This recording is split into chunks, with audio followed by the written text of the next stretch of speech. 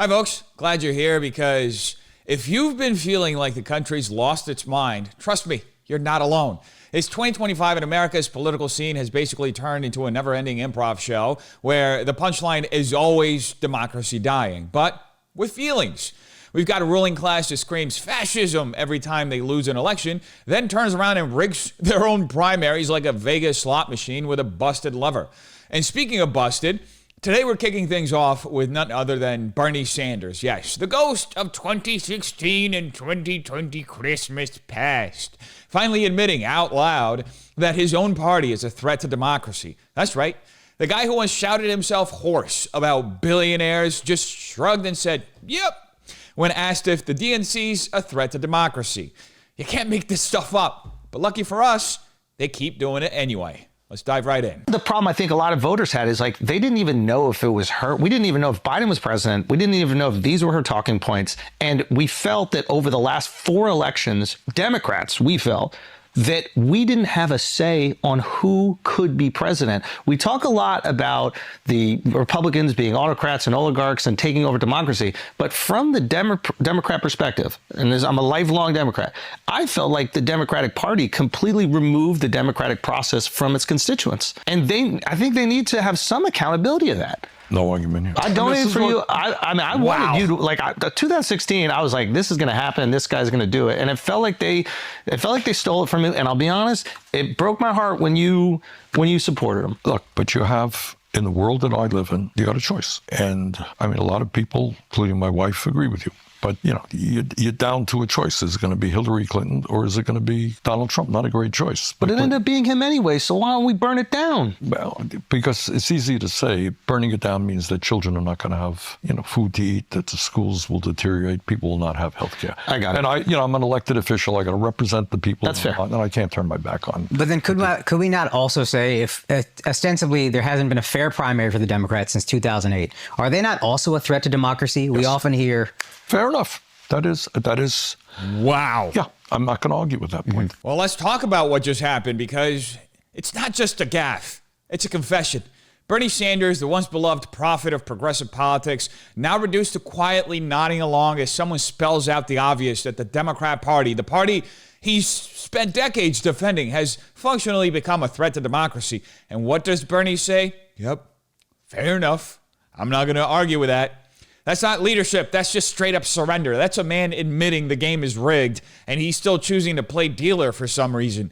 But this moment is bigger than Bernie. It's about the slow collapse of moral authority on the left. For years, Democrats and their media surrogates have warned us that democracy itself was hanging by a thread, threatened by Trump, by Republicans, by election denial, by voter suppression. But the dirty secret is that much of this hand-wringing was projection, because while they cried autocracy, they were busy canceling debates, silencing dissidents, taking donor money from numerous billionaires, almost twice as many as Republicans, and pre-selecting their nominees like corporate board members, voting on which puppet to promote next. From Hillary Clinton's coronation in 2016 to Kamala Harris's stumbling campaign in 24, voters on the left haven't chosen candidates. They've been assigned them and told they should be quiet and just vote. And Sanders knew it. He always knew it. In fact, he was running against Hillary and then Biden when all this was orchestrated. But instead of standing firm, he folded twice. First to Hillary, then to Biden. Now in 2025, he admits the primaries are a sham. The process is broken and his movement was co-opted. But instead of accountability, we get resignation. Instead of outrage, we get fair enough. This is how democracies erode, by the way. The Democrats were right about that. They were just pointing at the wrong side. It's not some dramatic fascist coup, but through soft censorship, institutional capture, and quiet compliance from the very people who claim to resist it. The Democrat Party has become a party of curated narratives and managed outcomes. Its base is offered a menu of choices that all taste the same. Any deviation, Tulsi Gabbard, RFK Jr., or even Cornel West, is shamed, smeared, or memory hole. And let's be clear, this isn't just a Democrat problem. It's a reflection of a broader cultural disease where institutions present themselves as neutral while operating as ideological gatekeepers. The media pretends to arbitrate truth while coordinating messaging. Universities claim to foster debate while punishing dissent. And political parties preach democracy while treating their voters like liabilities. The Sanders moment is a microcosm of that rot. It's not just that the primary process is broken, it's that even the so-called revolutionaries have accepted it and buckled to it. They've become part of the machine they swore they were going to dismantle. And that's the real threat to democracy, not just the corruption of the system, but the collapse of the courage required to confront it. So what are we left with? A disillusioned left, a smug establishment, and an electorate that no longer believes its voice matters. That's not just a political crisis, it's a spiritual one. Because when hope is replaced with managed decline and moral clarity gives way to party loyalty, the people stop believing in the idea of America itself. That's the true nuke in this situation. And it wasn't thrown by Trump supporters.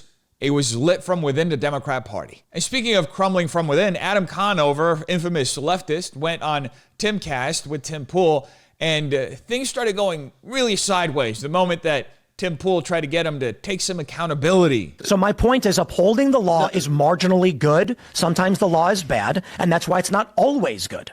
In this regard. So wait, you're saying simply the fact that Marco Rubio exercised his legal authority to do something was good. It's like he had the legal authority to do it. He could have enforced this law as he saw it on anybody. He could have enforced it on a comedian, right? Who's in town and goes on stage and says, "Hey, you know what? I disagree with this or that." Or, "Hey, I just did shows in Canada.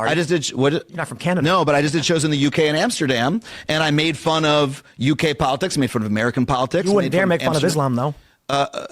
Go to the UK and mock Islam. Do it. Ooh. Well, I don't have any jokes about Islam. Why not? They got Pakistani grooming gangs raping little girls. Why won't you go to the UK? What? Why won't you go to the UK and make jokes about Islam? I don't think it's very funny. I don't have any jokes about it. I'm so confused. Dude. Okay, let me help unconfuse you. Are there jokes that can be made about Islam? Yes or no? Wait, I don't want to. I don't want to go to this particular rabbit hole. Oh, no. You're terrified. You're a hypocrite. Oh. What? Are there jokes you can make about Islam? Muhammad banged a little girl, right? Yep. I'm really baffled.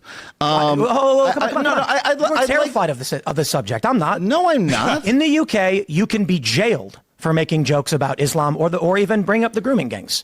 There are people who go online and pointed out that a stabbing was carried out by a Muslim, and they got arrested for it. Yep. I'll bet you $1,000 you will not go to the UK and make a joke about any of that stuff, because you will not go to a foreign country and, in violation of their laws, speak out against what they've said not to speak out against. Do it. I dare you. What we just witnessed wasn't a debate. It was a cultural MRI. Adam Conover, the self-styled explainer-in-chief of liberal orthodoxy, completely short-circuited when asked a very simple question: will you apply your fearless comedy to Islam the way you do to Christianity, Republicans, or conservatives? And he couldn't do it. Not only couldn't, wouldn't. The moment Tim Pool raised the stakes and offered actual money for Adam to joke about Islamic extremism in the UK, Conover folded like a cheap card table. Suddenly, the man who has strong opinions about everything, from billionaires to zoning laws, became confused and terrified, then baffled. And let's make it clear, this moment wasn't even about Islam per se. It was about fear, about double standards, and about what happens when a self-declared champion of truth to power reveals that he only punches where it's safe. The left built its brand on challenging institutions, speaking truth, being brave. But in 2025, the institutions are the left, and their bravery has calcified into cowardice. They'll march in the streets for Drag Queen Story Hour, but they won't touch a grooming gang scandal with a 10-foot mic stand. Why? Because the modern progressive ethic isn't about justice, it's about selective performance. It's a curated morality governed not by principle, but by risk management. In the UK, people have been arrested for making jokes about Islam, for reporting inconvenient facts, for Facebook posts, even for misgendering someone online. That's not speculative, that's documented. And what Adam reveals is not just the fear of legal consequence, it's the internalized belief that some ideologies deserve protection from ridicule while others are fair game for desecration. Christianity, have at it. Conservatives, it's open season. But Islam, suddenly the comedy is supposed to make people uncomfortable crowd gets very, very quiet. This is a direct result of the left's long-term alliance with identity politics and grievance hierarchies. When you believe oppression is ranked by identity group, you start exempting certain people from criticism entirely, no matter how brutal their ideology or behavior may be. This is how you end up with progressives defending the rights of Islamic radicals to not be offended, while Christian bakers get sued into oblivion for declining to participate in a gay wedding. It's not equality, it's It's ideological favoritism wrapped in civil rights drag. And the cultural cost of this is enormous, because once you surrender the principle of equal application, equal mockery, equal scrutiny, equal accountability, you no longer have satire, you have propaganda. The comedian becomes the court jester of the regime, laughing only when it's safe, biting only the hand that he's allowed to. And the public sees it. They see the timidity, the hypocrisy, the performative outrage that never quite lands on the people actually wielding power in certain spheres. And this is why the left's influence over media and comedy is waning. They've created an ideological environment where truth is unsafe, where humor is conditional, and where fear, not courage, guides the punchline. And when you censor the targets people want to laugh at, they go looking elsewhere, anywhere, for someone with the guts to say what they're thinking. That's not just a cultural shift, it's a moral one. And the comedians who used to lead revolutions are now left behind, stammering, sweating, and wondering when the audience stopped laughing. $10,000. Cash in your pocket if you go to the UK and make a joke about Muhammad having a 12-year-old wife. This we got here faster than I thought we would in this conversation. Where you're shouting at me about something I don't understand. I don't really understand how you would think it's incumbent upon me. Do you think anybody watching this right now thinks you are confused by the notion that in the UK you go to jail for mocking Islam? I don't understand how we got onto you shouting at me about Islam specifically. I'd like to return to okay, it's because you said people should be allowed to come to this country and speak out against it, and you said you're a comedian and you go to other countries, right? And you said you go to the UK, and I said, okay, if you go to the UK, speak out in violation of their laws and see what happens. And you said, I'm confused, I don't understand. What don't you understand? Will you go to Turkey? Will you go to Turkey and speak out against Islam? I mean, if I have a joke to make sure, I don't have a joke about those particular topics. You would. I would. You're saying if you had a joke about... Oh, yeah, sure. I would try to do the best I can. I always try to poke the bear as much as I can. It's part of the job of a comedian. Nothing to poke the bear about as it pertains to one of the world's largest religions? I mean, come on. I mean, I haven't written a joke about that recently. All right. So look, hey man, I'm a free speech guy. This wasn't just a debate about comedy. It was an unmasking of the moral hierarchy that governs modern progressivism. When Adam Conover, poster boy of smug liberalism, gets offered $10,000 to do what he claims is his job, which is poke the bear, and he suddenly forgets how jokes work. You're not watching a man struggle to be funny. You're watching a worldview hit its limit. You're watching someone who built his brand on truth-telling hit a boundary where the truth suddenly becomes inconvenient. Now, Adam claims he's a free speech guy. Great. But the moment he's challenged to apply that principle to a genuinely dangerous subject, joking about Islam in the UK, he sputters, backpedals, and plays dumb. I don't have any jokes about Islam. Really? The man who jokes about everything. Literally, his show was Adam Ruins Everything, from billionaires to zoning codes, but the one ideology that has literally caused journalists to be murdered over cartoons. That one just slipped his mind. This one isn't about writing better material. It's about selective courage, really. And the public sees it. But let's be clear, the point isn't that comedians should go out of their way to offend Muslims. The point is that the left's supposed commitment to free speech, comedy, and punching up completely vanishes when the target isn't safe.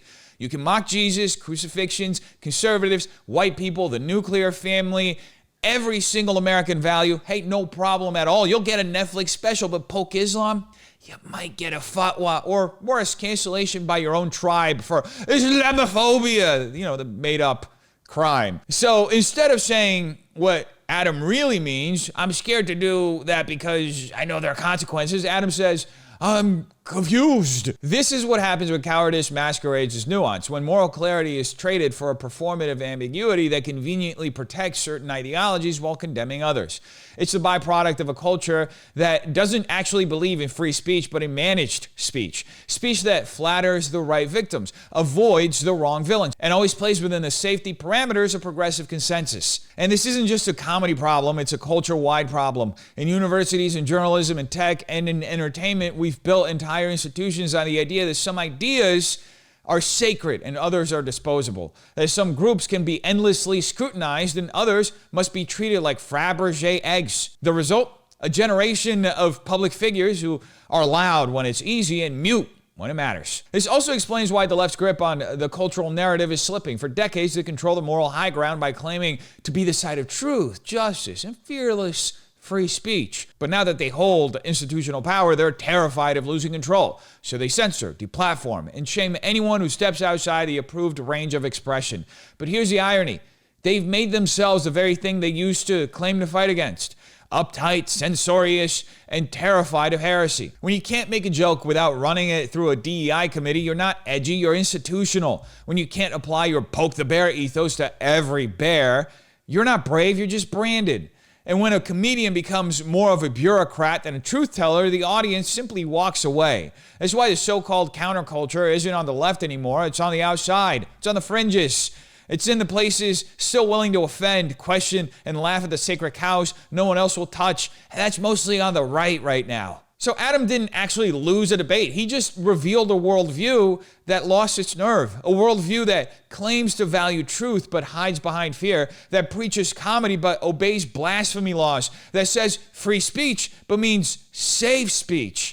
And that, more than anything, is why people are tuning out. Because once comedy has to ask for permission, it's not comedy anymore. It's just compliance. And speaking of flipping the narrative, Candace Owens is releasing a new series where she interviews Harvey Weinstein. And it's been getting a lot of discussion online.